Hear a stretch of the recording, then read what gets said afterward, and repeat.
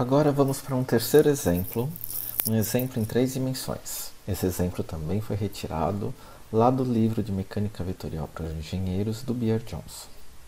Uma placa retangular é sustentada por dobradistas nos pontos A e B e por um fio em CD.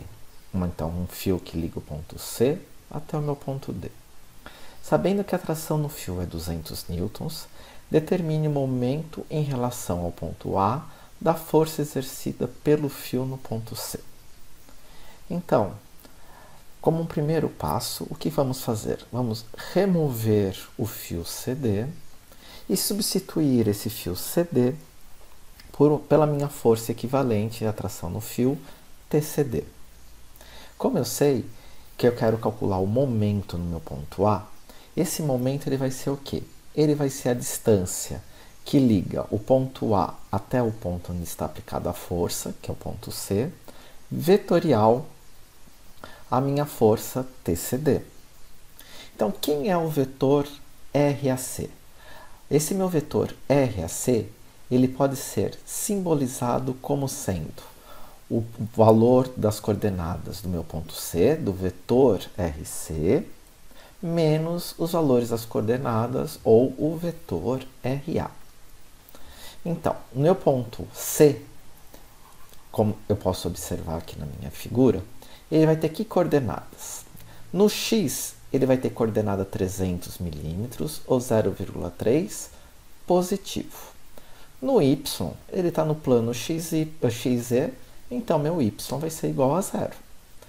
E no Z, ele vai ter a coordenada 400 milímetros ou 0,4 metros, também positivo. Já meu ponto A, ele está localizado em cima do meu eixo Z.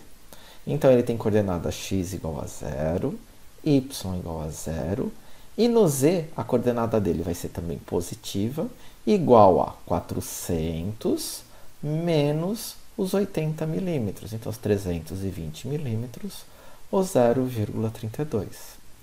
Realizando essa conta, o meu RAC é 0,3i, 0j, mais 0,08k. Aqui saiu em milímetros, mas o correto é metros, saiu errado ali na digitação. E quem é a minha tração TCD?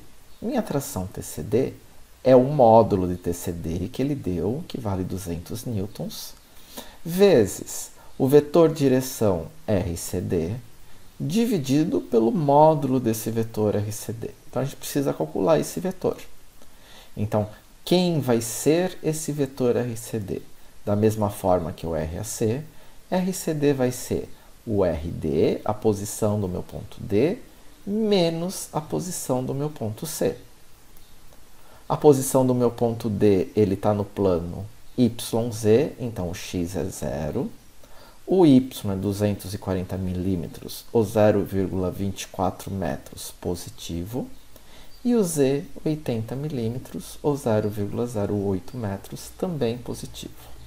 A posição do ponto C eu já tinha utilizado para calcular o outro vetor, então é 0,3i, 0j, 0,4k. Fazendo essa operação, o RCD é igual a menos 0,3i, mais 0,24j, menos 0,32k. E para calcular o módulo do RCD, eu pego cada uma dessas coordenadas, elevo ao quadrado, somo as 3 componentes e retiro a raiz. E descubro que o módulo do vetor RCD é igual a 0,5. Substituindo isso lá na fórmula, então o TCD vai ser o quê? A força, o módulo da força 200, vezes o vetor RCD, dividido pelo módulo de RCD. E eu descubro que a minha força TCD ela vai ser igual a menos 120 na direção I, mais 96 na direção J e menos 128 na direção K. Bom, eu tenho o meu vetor RAC, que é a mesma coisa, que é metros, não é milímetros.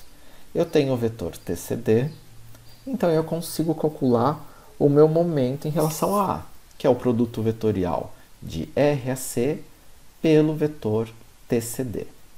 Montando o determinante, eu vou ter na primeira linha as componentes I, J, K. Na segunda linha, eu vou colocar o vetor posição RAC, então 0,3 I, 0J e 0,8. E na última linha, o vetor da minha força, menos 120, 96 e menos 128. Calculando esse determinante, eu vou chegar nesses valores aqui embaixo, agrupando, né, os que possuem o mesmo vetor direção unitário, eu descubro que o meu MA ele vai ser igual a menos 7,68I mais 28,8J mais 28,8K. Como é o momento, a unidade é newtons por metro. E essa imagem representa bem esse exercício, né? Ufa! São bastante passos, então eu aconselho a todos que façam o quê? Refaçam esse exercício, refaçam as contas, acompanhem o passo a passo da resolução desse exercício e depois treinem em novos exercícios que estão na sua lista de exercício. Vamos exercitar? Bom estudo para todos!